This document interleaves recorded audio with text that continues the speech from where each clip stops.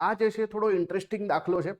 જો બે પાસા એક સાથે ફેંકવામાં આવે તો તેમની પર જેનો ગુણાકાર બેકી સંખ્યા આવી તેવી બે અંકો આવે તેની સંભાવના કેટલી? જો બે પાસા ફેંકવામાં આવે, આપણને ખબર છે કે પાસાની અંદર એક પાસામાં 6 બાજુ હોય, તો બે પાસા તમે જે છે ફેરવશો એટલે કે 6 ગુણ્યા 6 એટલે કે ટોટલ 36 સંભાવનાઓ થશે, 36 પરિણામો આવી શકે. અને આમાંથી તમારે કેટલા પરિણામો શોધવાના છે કે જ્યાં તમારા આંકડા જે છે જેનો ગુણાકાર બેકી સંખ્યા હોય.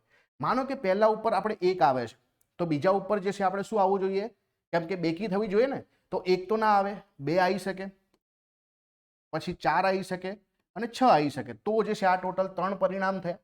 હવે મારી પાસે પહેલા પાસામાં 2 હોય તો પછી 1 હોય, 2 હોય, 3 હોય, 4 હોય, 5 હોય કે 6 હોય, કોઈ પણ સંખ્યાનો ગુણાકાર બેકી જ થશે, એટલે અહીંયા 6 પરિણામ આવી શકે.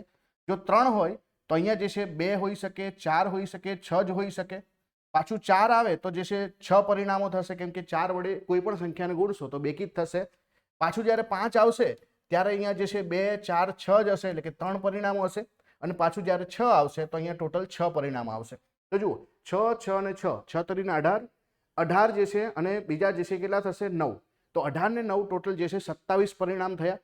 એટલે કે ટોટલ જે છે આવી સંભાવનાઓ જે છે 36 માંથી આપણી પાસે આવી 27 સંભાવનાઓ પોસિબિલિટી છે કે જ્યાં બે અંકોનો ગુણાકાર કેટલો આવી શકે? બે અંકોનો ગુણાકાર બેકી સંખ્યા આવી શકે.